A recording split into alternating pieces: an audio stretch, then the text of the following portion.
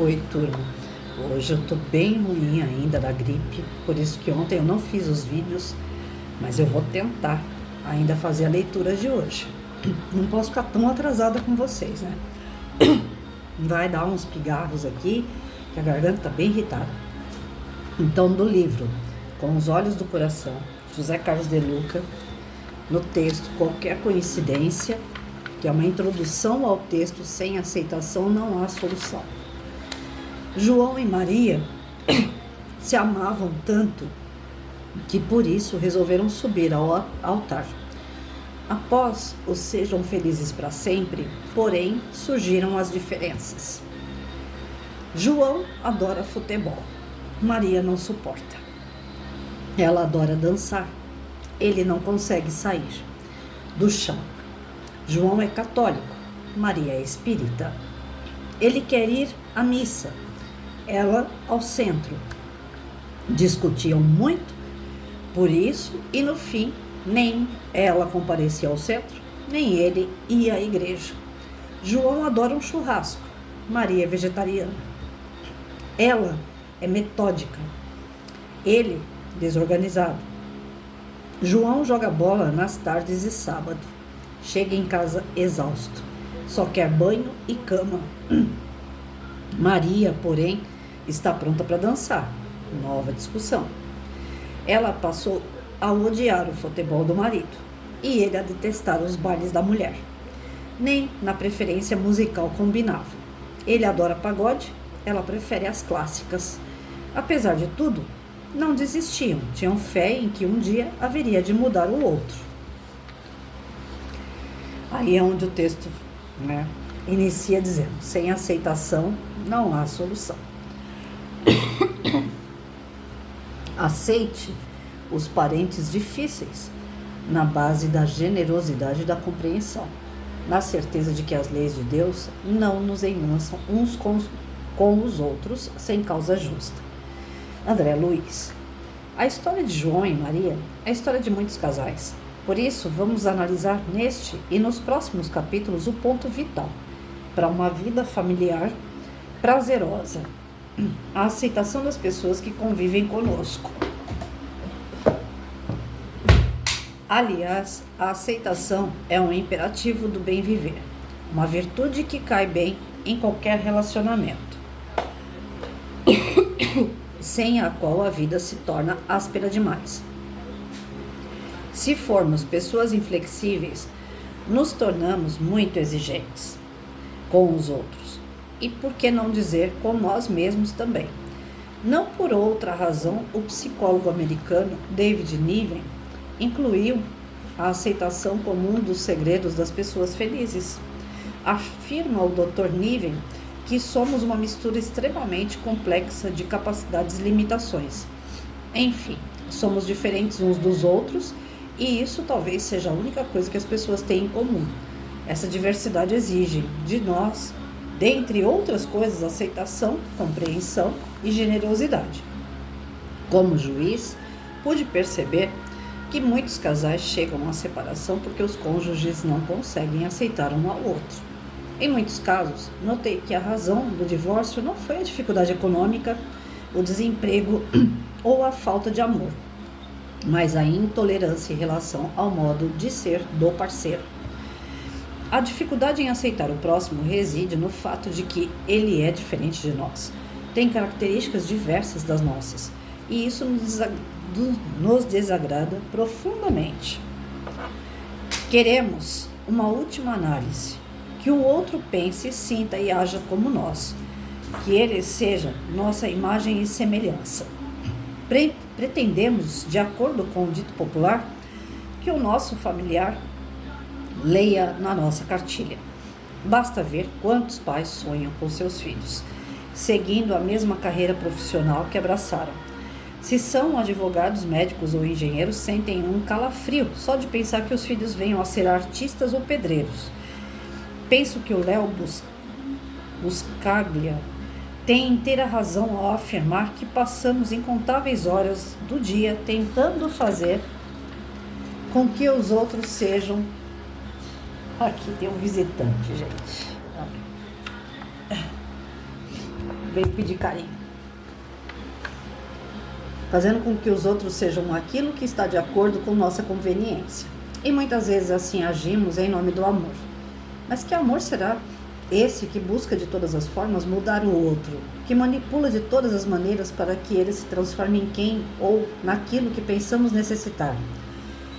Eu canto mais uma vez com a Legião Urbana. Acho que isso não é amor. Temos um modelo ideal de par amoroso, geralmente um sonho que projetamos na infância e que levamos para a idade adulta, com a expectativa de que nosso par amoroso entre em nosso manequim. Você se recorda de que no primeiro capítulo deste livro, ao abordar a necessidade de estar casado consigo mesmo, mencionei que a miúde exigimos do cônjuge o que não damos a nós mesmos? Por imaturidade emocional, tendemos a exigir que os outros supram as nossas necessidades e, por isso, idealizamos um modelo perfeito de par afetivo que deve preencher nossas expectativas. O pior é que sonhamos muito alto e nem consultamos as pessoas para saber se elas estão dispostas a preencher nossas carências. Em regra, a mulher idealiza um homem alto, forte, romântico, que lhe aparece mascarado, montado num cavalo branco e que lhe dê proteção e amor 24 horas por dia e que de preferência não goste de futebol, carro e computação. Já o homem sonha com uma mulher exuberante, modelo fotográfico sensual, cheia de curvas, meiga, perfumada, cabelos longos e elegantemente penteados, que fale somente o essencial, que seja econômica e que de preferência cozinhe, como sua mãe. Ele sempre se lembra da mãe. Entretanto, não podemos obrigar que as pessoas vivam as nossas fantasias de perfeição, que se encaixem em nossos modelos, pelo fato de que cada ser carrega uma individualidade própria, diversa de todos os demais.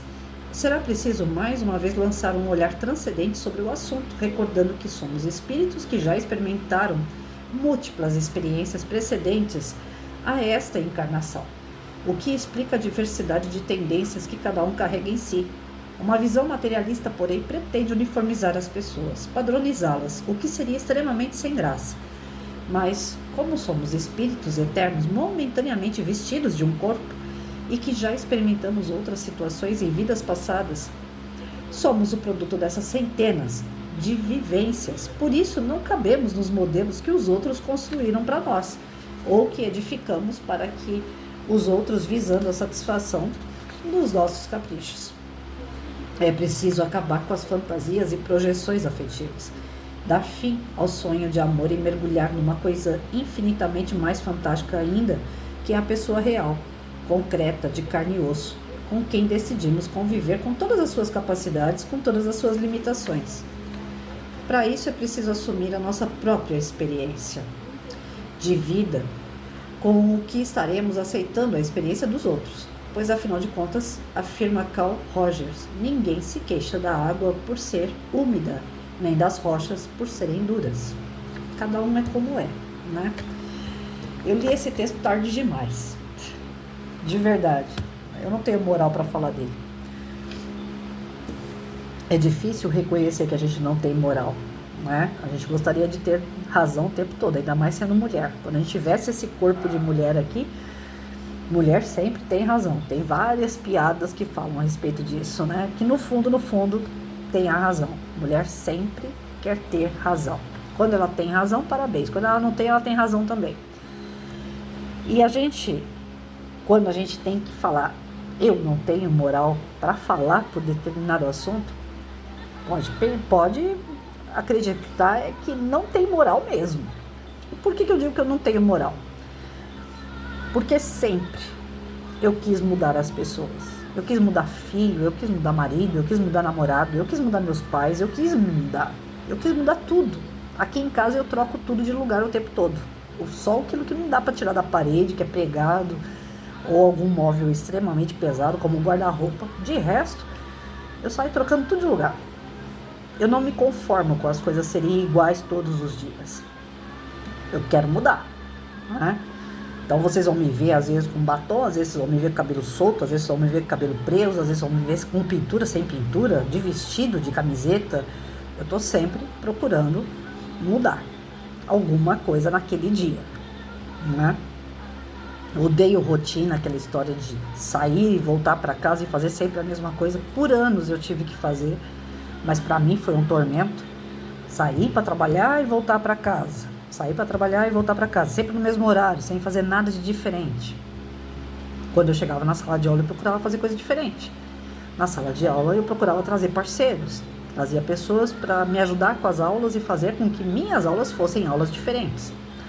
Então, assim, sempre eu procurei mudar.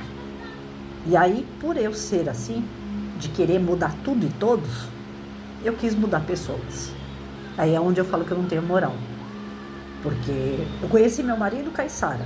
Vamos lá, para a história do meu marido. Caissara. Peguei ele surfando. Né? É hang loose que eles falam, né? Aquela vida boa de surfista, que ele só ia para a escola para poder fazer alguma coisa, não ia com o intuito de estudar, de se aplicar, de se transformar num profissional. Quando eu conheci meu marido, ele era surfista. Só a vida boa. 17 anos.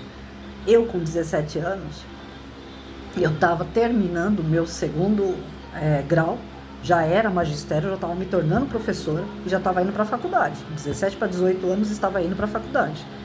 E ele fazendo o segundo grau. Sabe aquela música Eduardo e Mônica? Eu e meu marido. É a mesma coisa. Aí eu peguei 6 anos de namoro escondido, porque meu pai e minha mãe não queriam que eu namorasse, mas a minha mãe não queria que eu namorasse ele, porque era pobre, porque era uma pessoa que... Eu também era pobre, né? Mas eu já estava buscando uma carreira, e ele não, ali, só surfando. Aí eu falei, não, então eu vou transformar. Se o problema é porque ele é pobre, que ele não trabalha, que ele não tem uma profissão, que ele não tem um estudo, então eu vou fazer ele estudar. Primeira coisa que eu fiz quando a gente juntou os trapinhos. Você vai estudar. Você vai fazer concurso. Você vai passar. Você vai ter uma profissão. Então eu comecei a colocar ele ali na risca para ele trabalhar, para ele poder seguir uma carreira. Ele foi direitinho. Só que ele foi porque ele não tinha nenhum parâmetro do que ele queria. Quando ele estava entrando na polícia, ele falou, eu queria ser bombeiro. Eu falei, daqui a 2 anos você faz um teste e vai pro bombeiro, mas por enquanto você tem que ficar na polícia. É assim que funciona. Então eu ia descobrindo ao longo do tempo que eu estava com ele o que ele queria. E eu fui manipulando mesmo meu marido da forma que ele fosse amadurecendo, porque ele não era maduro. Ele tinha a mesma idade que eu, mas não era maduro. Então eu fui condicionada a condicionar. Eu precisava transformar ele para me sobreviver também, porque senão eu ia ter que sustentar uma pessoa, porque ele era molecão. Deu tudo certo, eu consegui, até certo ponto, porque o ser humano ele se submete às mudanças até onde ele quer. Só muda quem quer. Quem não quer não muda. Essa é a real, já começa por aí. Eu consegui transformar bastante coisas nele. Bastante coisas positivas, que ele aceitou. E ele se transformou num profissional, numa pessoa boa, um pai, um marido, né? Mas tinha lá os problemas de coisas que ele não superava da molecagem, que era dele. E aquilo me deixava nervosa às vezes, porque tudo era nas minhas costas, a responsabilidade de uma casa, de um filho, tudo vinha pra cima de mim. Eu era a parte mais dura do relacionamento e ele a parte mais gostosa, né? Que era só pra brincar com criança. O tempo que ele tinha com o filho, ele não dava bronca em filho. Eu tinha que dar o tempo todo, corrigindo, acertando o passo, né? Aí vem a parte do filho. Aí você fica o tempo todo em cima do filho para que ele ande direito, para que ele estude, para que ele se transforme sempre numa pessoa cada vez melhor, que ele tenha a regra, disciplina, que ele cobrando o filho o tempo todo, você fez coisa errada, isso daqui não pode, tal. A pessoa já vem o que ela é, ela vai mudar aquilo que ela quer. Até os 14, 15 anos, meu filho foi indo na minha. Depois disso, ele começou a mostrar as asas dele. Olha, peraí, eu sou um ser individual e eu não posso ser tudo do jeito que você quer. Aos 25, ele foi embora para morar sozinho. E eu não vejo mais o meu filho. Ou seja, eu perdi o meu filho porque eu fui muito exigente. Então, por isso que eu falo que eu não tenho moral. Fiquei viúva.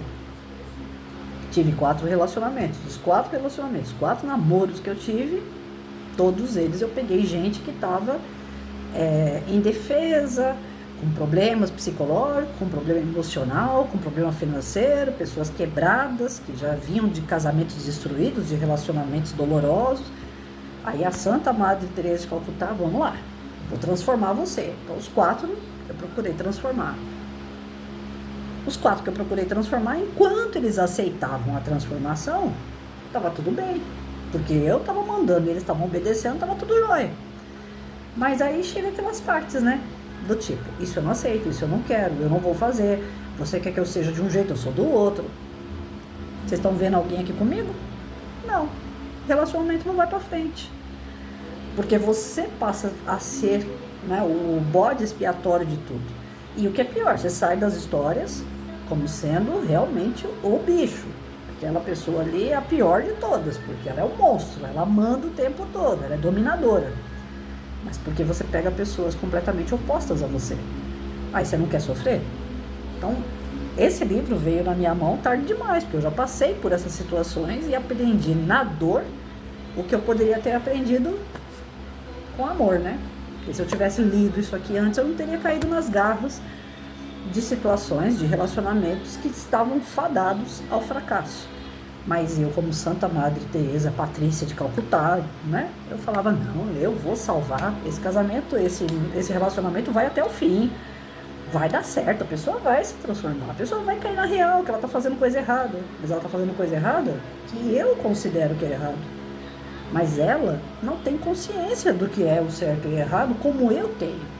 A minha ética, a minha conduta é uma, da pessoa é outra. As minhas vivências, além de ser Patrícia, é de um tipo, daquela pessoa é outro.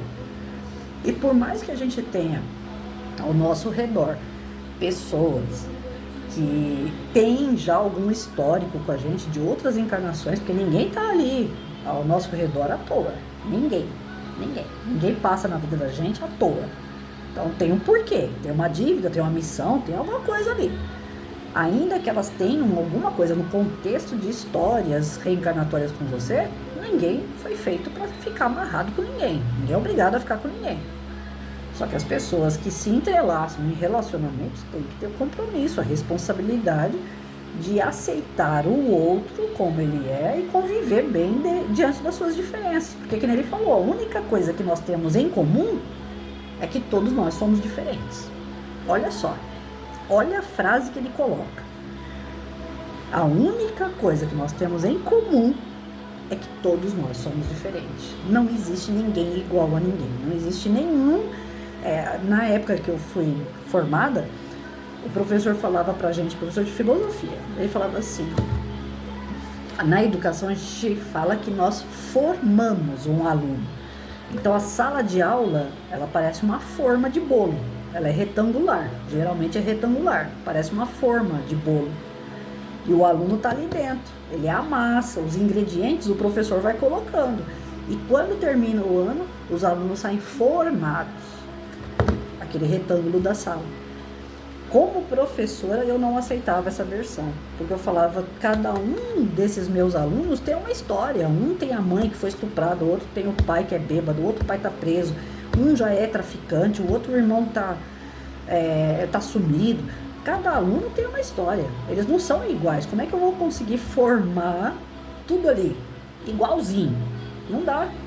O que eu ensino pro Joãozinho, o Pedrinho não aprende da mesma forma, do mesmo jeito. Talvez nem vai aprender. Então eu não aceitava isso, que a educação forma. A gente usa essa palavra até hoje, mas eu não aceito ela. Formar, né? Pra sair tudo igualzinho, não sai. Aí eu trazia pessoas diferentes, vários tipos de profissionais, para vir na minha sala de aula, para poder mexer com aquela turma, porque aí um assunto que era interessante pro Joãozinho podia não ser pro Pedrinho, mas aí vem um outro palestrante falar daquele mesmo assunto de uma outra forma. E aí o Pedrinho gostava, aí o Pedrinho se alegrava para poder aprender. Então eu sempre fiz coisas diferentes para atingir os mesmos objetivos. Eu quero ensinar, eu quero que aprenda, então eu vou me mexer, né? Vou fazer o que eu puder e o que eu não puder, coisas diferentes para atingir e chegar onde eu quero.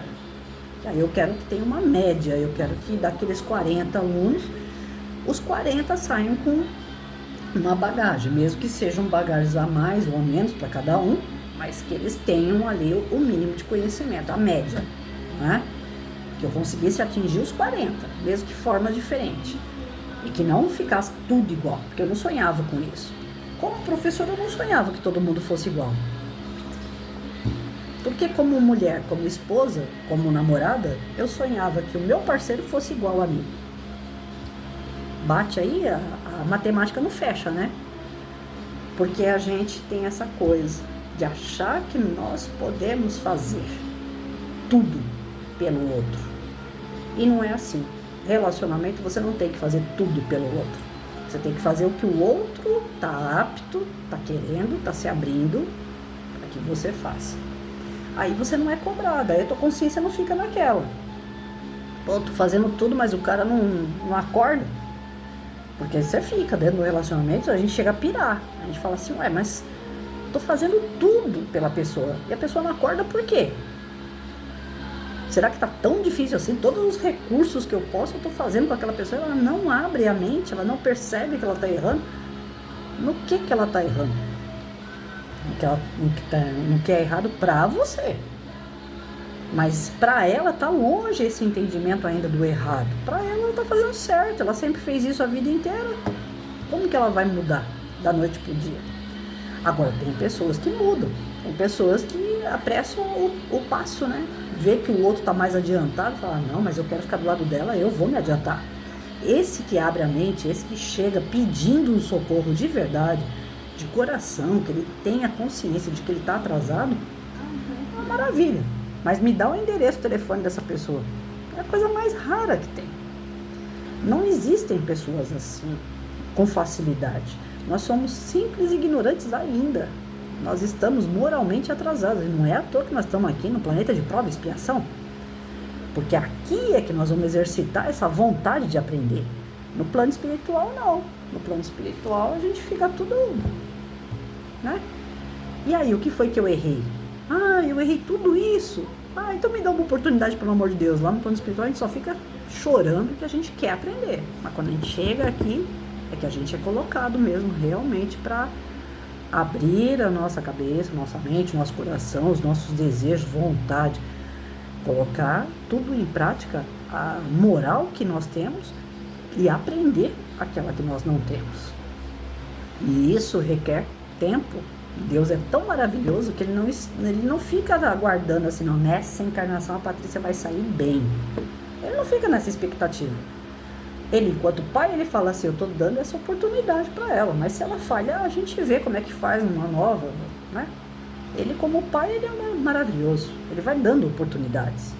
É lógico que ele vai ficar feliz se a gente conseguir adiantar um passo, mas se a gente não adiantar um passo, ele vai dando oportunidade. Não é que nem a gente que fala para o filho, você tem que estudar para passar na prova, e se não passa, ó, o lombo aceita uma chinelada na bunda, né? Não, Deus não vai fazer isso com a gente. Ele vai dar de acordo com o nosso merecimento. Ele não dá nada de ruim para nós. Tudo de ruim que nós temos somos nós que fazemos por merecer. É consequência das nossas escolhas erradas. Então, no relacionamento, tem pessoas que já viu, você conheceu a pessoa, você foi lá se apresentar para a pessoa. É o que eu reclamei dos relacionamentos que eu tive, porque eu faço isso. Eu faço sistema de entrevista. Eu sento para tomar um café. Antes disso, já conversei várias vezes, vários dias. Já fui vendo a rotina da pessoa, se é mais ou menos como a minha e tal. E na hora de sentar junto para poder tomar um café e decidir, né, se vai virar relacionamento ou não, ali eu já pergunto, falo, olha, vamos lá, vamos recapitular. Eu sou espírita, o que você é? Ah, geralmente eu pego o evangélico. Espírita, só meu marido. Porque eu era espírita e ele acabou vindo para o espiritismo. Que ele também não ia para lugar nenhum. Os demais, os outros 4, um era católico e os outros 3 evangélicos. Então, assim, e não é a religião que faz o caráter da pessoa, é a pessoa que faz o caráter dela onde ela estiver, independente do local. Estou citando que essas pessoas eram diferentes de mim em termos de religião. Já começava por aí. Um espírita, outro católico, um espírita, outro evangélico. Então, já tinha um sinalzinho ali de alerta, né? Você acredita de forma diferente. O Deus é o mesmo, mas acredita de forma diferente. Um vai para a igreja e o outro vai para o centro espírita, porque os dois não vão andar junto no dia do culto e da palestra. Mas vamos lá. Isso aí a gente ainda consegue relevar. Passava pelo crivo da razão de que era uma coisa que dava para relevar. Aí você pergunta para a pessoa, O que você gosta de fazer na hora vaga? Eu gosto de lugar tranquilo, eu gosto de mato, eu gosto de pescar, eu gosto de lugar que não tenha muito movimento, que não tenha barulho, que não tenha bebida. Opa, também sou assim. Então, isso aí deu certo. Maravilha, todos eles. Ninguém bebia, ninguém saía, ninguém gostava de barulho, ninguém gostava de multidão. Só que todos eles, no decorrer do namoro, tá tão chato aqui, vamos ver movimento, vamos ver um pouco de gente? Você só quer ficar aqui dentro de casa. Não, você só quer ir para um lugar onde que é tudo parado. No meio do relacionamento essas coisas aconteceram comigo. A princípio, pensava igual. Queria a mesma coisa. No decorrer do caminho, não. Por quê? Faltou aquilo que a gente já conversou. Sinceridade. Você vai se apresentar para uma pessoa, você tem que falar aquilo que realmente você gosta. Porque no decorrer do caminho, você vai querer fazer aquilo. Se você gosta de dançar, vai chegar um dado momento que você vai querer dançar. Se você não tiver com uma pessoa que gosta de dançar, você vai dançar sozinho. E a pessoa vai ficar como nisso? E aí a gente já conversou sobre isso. Se você tem alguém do teu lado, você quer essa pessoa do teu lado. Agora a pessoa sai, vai se divertir, você vai ficar dentro de casa? Então por que você tem uma companhia que você não tem? Se a pessoa gosta de beber e você não gosta, vai dar atrito em determinado momento. Se a pessoa fala que gosta da mesma coisa que você e não gosta, vai dar atrito a qualquer momento. Então, eu gosto muito do pastor Cláudio Duarte. Gosto das coisas que ele fala sobre família. E ele fala uma coisa que não é discriminando, mas ele tem razão naquilo que ele diz. Ele fala, espírita tem que namorar espírita. Evangélico tem que namorar evangélico. Mas não é discriminando que ele fala isso. Ele fala no sentido de afinidade. As pessoas precisam aprender a conquistar uma outra dentro das afinidades. Essas afinidades, elas vão se amadurecendo no decorrer do caminho, elas vão criando laços reais de amor, de afeto, inclusive do perdão. Mas se não houver afinidade, no primeiro estranhamento aí já vem aquela coisa do precoce que ele falou, né, há 2 textos anteriores, onde ele fala que já deu pilha, né, já deu uma encrenca ali e já quer partir, já quer sair do relacionamento. Para a gente não passar por situações como essa, nós temos que encontrar pessoas afins, pessoas que gostam das mesmas coisas que nós. É mais difícil.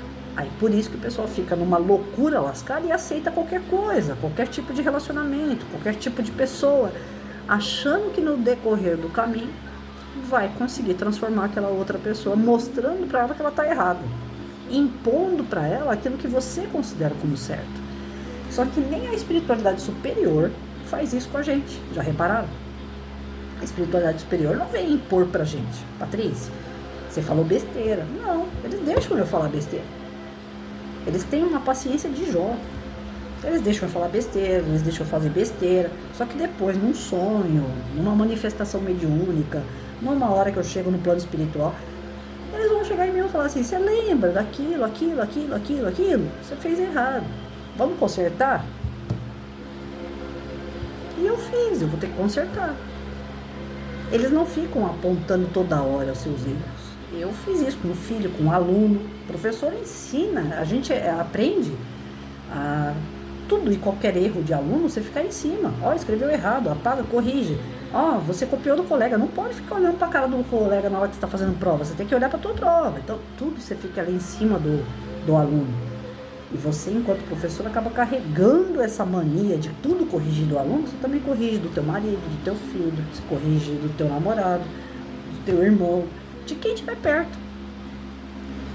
Eu me considero uma pessoa muito pitaqueira. O tempo todo eu tô dando pitaco na vida dos outros. Não faz isso, faz de outro jeito. Por quê? Porque a própria profissão me levou para isso.